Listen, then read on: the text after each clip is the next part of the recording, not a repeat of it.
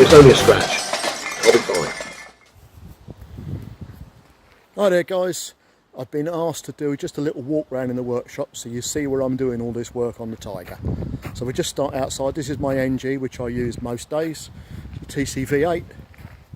That was all built in here, sprayed in here, tuned in here, everything else. So this is the front section of the workshop. I can get 3 or 4 cars in here.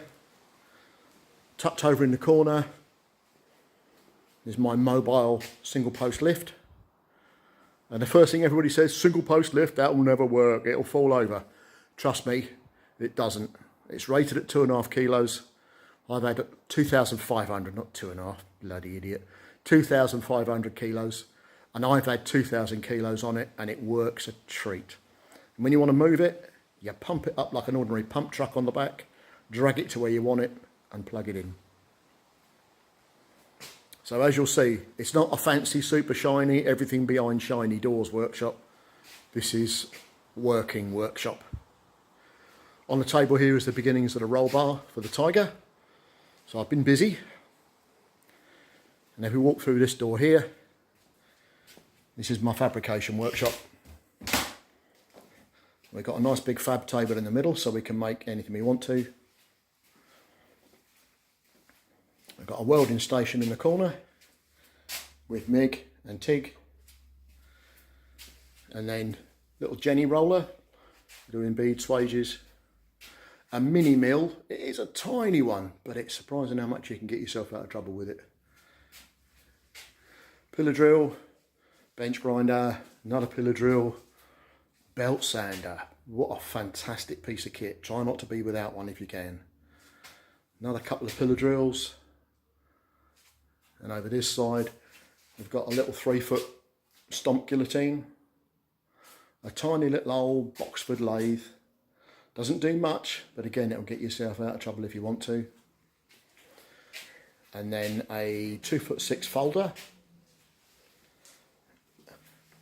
and a little set of rollers. None of this is major investment stuff. This is just bits of old kit that I've picked up along the way.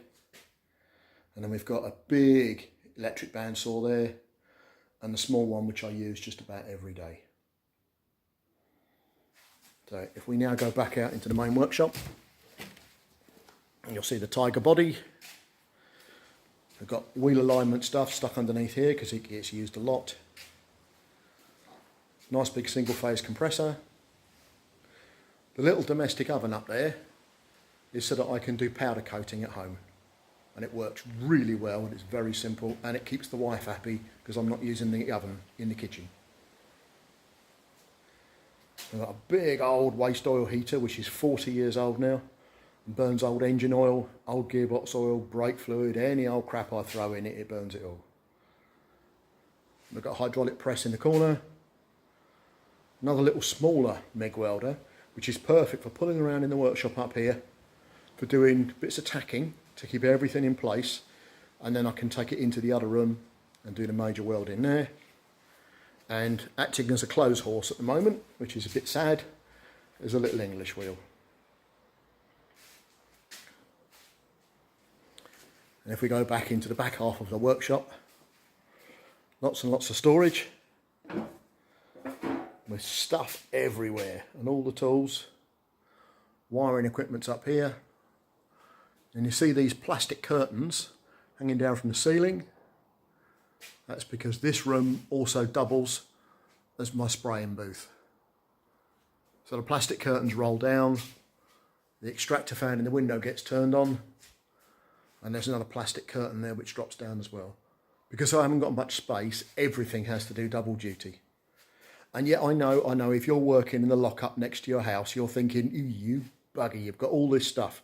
Well, yes, but I've also been running a business out of it for the last 30 years. So as business premises go, it's not big. I've got more bench space along here.